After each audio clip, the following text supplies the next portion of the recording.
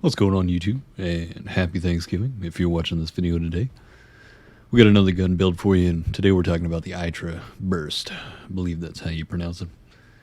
Now, typically I'm not a big fan of burst-style weapons when it comes to leading your shot when someone's going left or right from you. It's a bit tricky to kind of get that angle and really lead it properly, considering most of the rounds that you're spitting out are going to go straight up, and you kind of keep working with that burst in order to maintain a few damage. But when you can't get the entire burst into that person, it can be a bit troublesome. But as we've seen before, the AUG inside of Warzone previously was completely overpowered. Still arguably somewhat decent inside of Warzone, but only at close range. It's not quite the long range competitor it used to be. But who knows, the Itra Burst could be one of those weapons going forward that could have that similar effect, and this weapon is quite devastating, has decent damage, has 4 rounds instead of 3 for its burst as well, which is quite a bit per burst, and you can get this thing up with some decent fire rate to really lay down some fire, as well as a few attachments that kind of make it a bit overpowered. As we've seen with some of the other weapons, this can be fairly decent, strong mobility, and overall solid AR. Let's get into the attachments and got some gameplay after for it. When it came to the muzzle, I was using the recoil booster, just trying to amplify that fire rate, so not exactly a huge delay between bursts, because it can be unforgiving with burst weapons. If you miss that one shot, that delay before having another shot coming out can be the one thing that ends up getting you killed. Now, if you felt like it needed a little bit more recoil control, you could go with the G28 compensator, or possibly, which one I'm looking at, possibly the F8 stabilizer. If you felt like it didn't have enough damage range, that could be one of those things that kind of hinders this weapon later on when it comes to Pacific Warzone. But there's a couple of other attachments that'll really increase that damage range. We'll see in the coming future. Who knows, this may be one of those close range competitors. Not exactly the most viable weapon, but could be a fun little side thing to use as a secondary in some cases. Now, when it comes to the barrel, I'm using the Perfetto 140mm repeater. We're just getting that increased fire rate. We're all the way up to 769.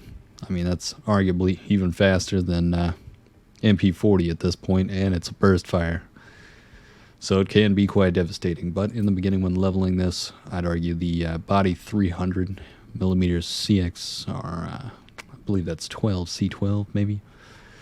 Can't tell if that's Roman numerals, but at that same time, before you get the fire rate up from the Perfetto, the Imerito 180mm 02BI is going to have a little bit more fire rate to it, a little bit less of that burst delay, and can have a bit of a increase to your hip fire and sprint to fire. That's why I say maybe later on this could be built out for kind of like a close range kind of hip fire build. It's possible in the coming future. We all saw, what was it, Type 64, I believe, from Cold War, go into Warzone and be this devastating 2-shotter. We could see that Itra falling in line with the same kind of schematic in a way. Same little play style, but who knows? We'll see in the coming future. And when it comes to optics, when it comes to Pacific Warzone specifically, I'd probably go with the G16, something to kind of give me that recoil control and go for a bit of a longer range. But if you're going for that close range tactic, you want that slate reflector, just the bare iron sight itself, anything that's not going to cut down on that ADS, because we want to be pretty snappy with this, especially since it is a burst fire weapon. Like I said before, if you miss that one burst, could cost you in that moment. So that's one thing to look out for, but all up to your personal preference when it comes to the optic. And when it comes to the stock, I use 2 of them, the body SSI skeletal. You can definitely feel the movement speed and the sprint to fire. It really does help with this gun, especially on close range maps. And in some of those close range gunfights, you'll have a lot easier time combating with people at close range, even with SMGs with this weapon when you're using this one. But if you felt like you needed a little bit more of that recoil control and sustained fire, you're going for more long range engagements, Imerito Custom is going to be the one for you. You'll get that accuracy and recoil during sustained fire, as well as in those moments when you're mounted, crouched, and prone, getting that pretty much laser pinpoint accuracy. Now the rest of them, you could go for the body SMI adjustable. maybe to gain that ability to ADS and strafe around people in that manner, just like I did with the MG42. But I didn't really test too much with it. I felt pretty comfortable with the body SSI skeletal for close range engagements and long range at the same point. I felt I was able to keep or maintain that recoil control fairly easy with just this stock. Now, proficiency, as you've noticed, vital, increased area of critical hits. This is going to make this even more of a one-shotter weapon. There will be certain times where if you're aiming high enough, or maybe even the vertical recoil pulls you up to their head, you could one-burst somebody with this weapon fairly quickly. Now, the limb shots are not very forgiving. If you do start hitting upper shoulder, hitting those limbs, you're going to be winding up in one of those moments where you may need 2 or 3, possibly even 4 bursts, depending on how many of the rounds inside of that burst are actually hitting. So Vital is going to really help us out with that moment, especially if maybe you're not the best at going for that head or getting close to it or around it. If you hit them center mass, you'll be able to jump up all the way to that upper torso and still maintain getting that headshot damage in, and possibly getting that one burst. You'll notice it in the gameplay coming up. Now, before that, sleight of hand. One thing I do need to note about this weapon is when reloading it, it can be very troublesome, especially if you completely empty the mag. It feels like one of the longest reload times for any AR weapon, in my opinion. It is unbearable, so if you do come down to that point where you have 4 rounds in, it's better to reload it then than have to wait. Sometimes you may not have that opportunity. Maybe you need to still lay down that last little burst in there. But I'll tell you right now, I've died more times than I can count when it comes to the moment when I've completely emptied the mag and had to go from that point of reload time compared to just having 4 in there already. It's very frustrating, and I wish we could use sleight of hand, but Vital just kind of outweighs it. But if you feel like you can still maintain those headshots, you've got that solid accuracy with the weapon, I would probably go with sleight of hand just to make that a bit quicker and not have so much of that problem of emptying the mag and facing a long reload time. Now, when it comes to the kit, now surplus, obviously, when leveling this weapon, you want that +1 to kill XP for every kill. But fully loaded, really going to help you out with this. The biggest issue with this gun in the beginning is that the magazine is so small. 20 rounds, per each 4 bursts, you're going to be running through it fairly quickly. And if you miss some of those shots, it's going to be even more of a hindrance on your playstyle. You're going to be left out in the open. Like I said before, that reload time from empty is quite long. And if you don't have that sleight of hand, it can be a big issue. And on top of that, you will be running through this ammunition a lot, so that's why we'll go with fully loaded. You want that surplus. I have found myself, even with fully loaded, needing to drop ammunition box or trying to find one in several instances, considering we can just deplete through this ammo fairly quickly since it is a burst weapon. Now, when it came to the grip, I went for the polymer grip, gaining that +2 to flinch resistance and that accuracy and recoil during sustained fire. One other great option would be fabric grip. If you felt like you could still control the recoil fairly easily, it's not going to bump it up all that much. It may seem like a high amount, even the horizontal accuracy may seem higher, but honestly, it's one of those things I just can't really feel all that much. It's something I played around with. I tried both of them, ended up just going with the polymer grip because of the flinch resistance, not the accuracy and recoil control. But if you feel like you can still maintain it fairly well and you just want that faster sprint to fire and ADS time, fabric grip is a great option besides polymer grip.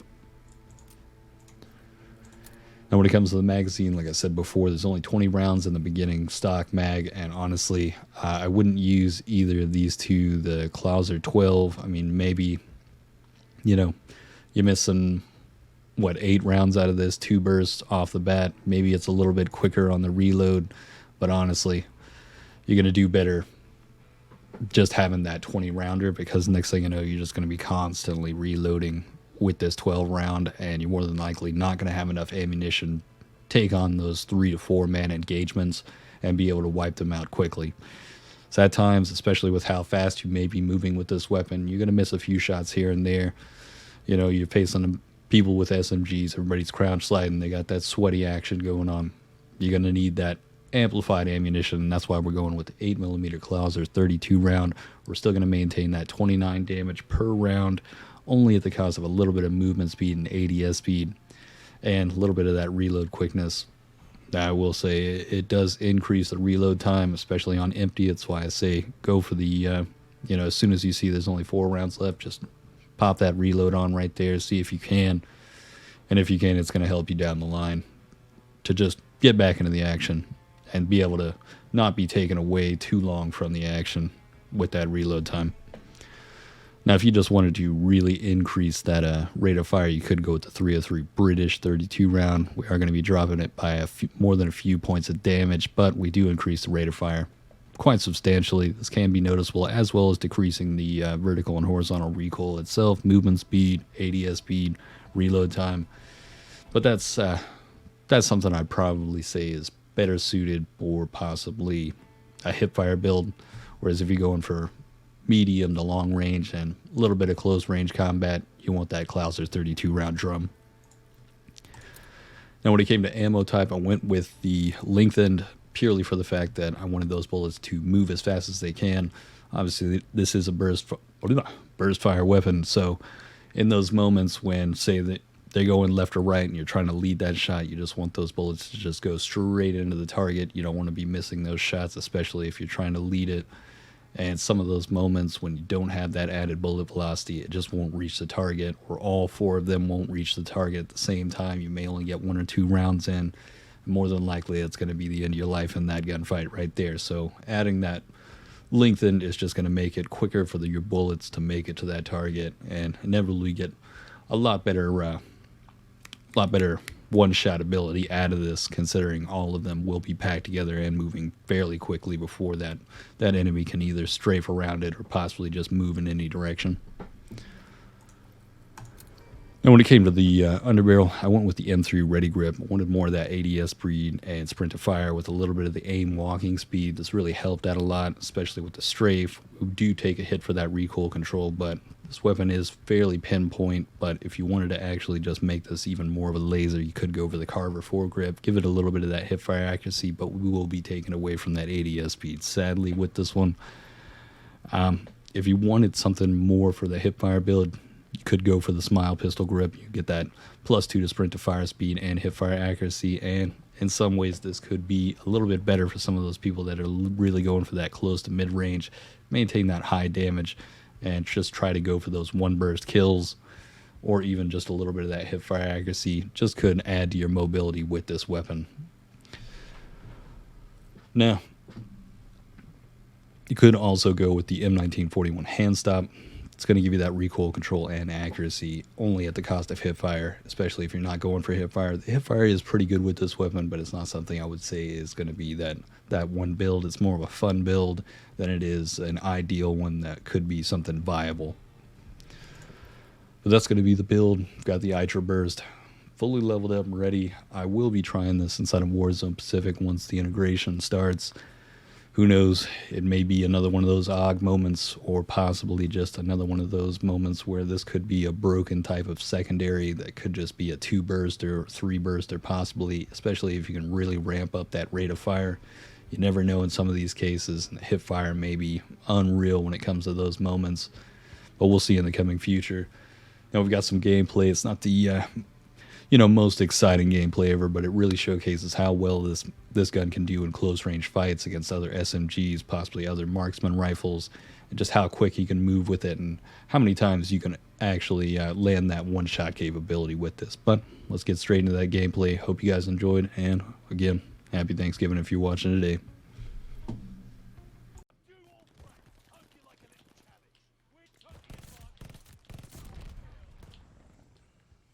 Love how I spawn on the grenade.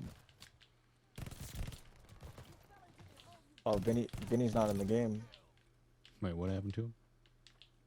I don't know.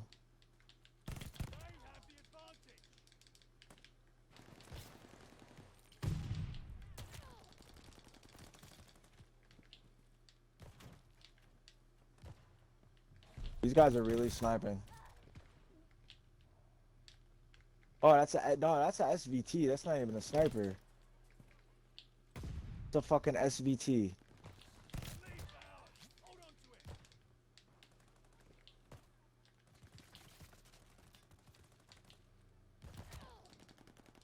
Lord, yeah, one of them I'm sniping. That's not a sniper. It's a SVT.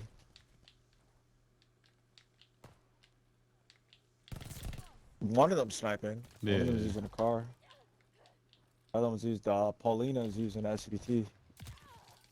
Oh, the Now the one of Winter them's got an Paulina. MP5 or MP40.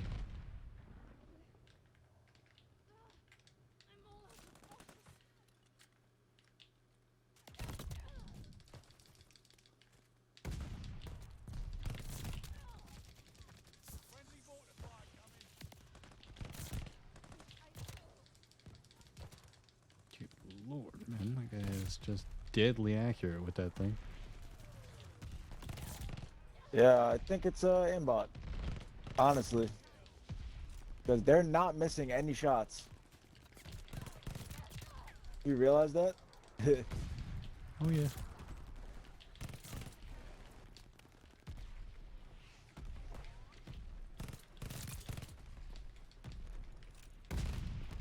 Ah, Vinny's game crashed. Fucking riot shield, no.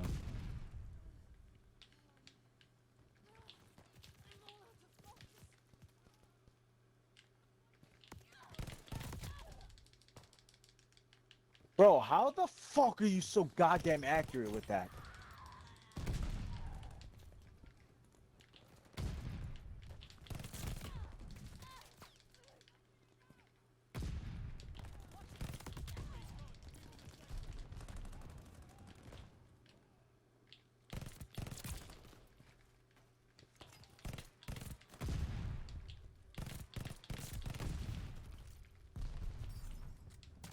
Completely frozen?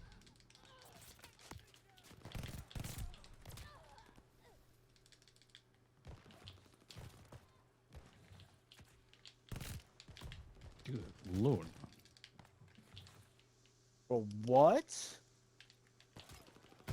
Bro, come on now. He just killed me. I spawned and he kills me again.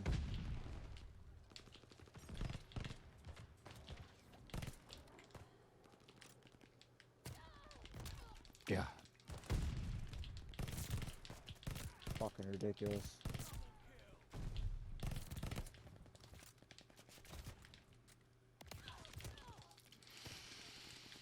I tell you what, that reload time when I empty the mag is too much.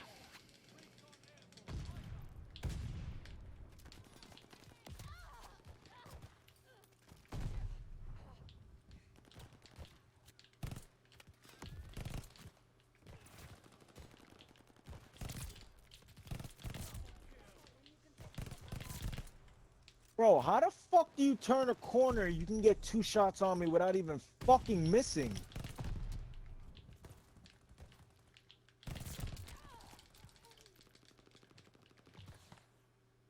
Come on now, bro. This makes no sense, bro. Absolutely no fucking sense.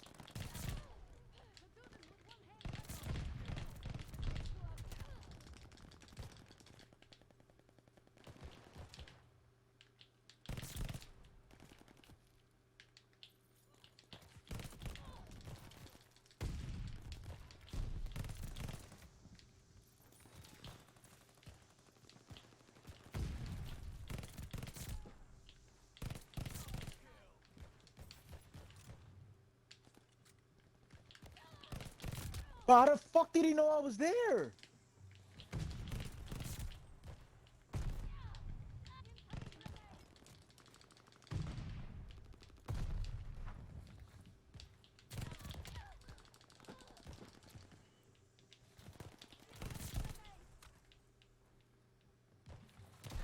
You kidding me?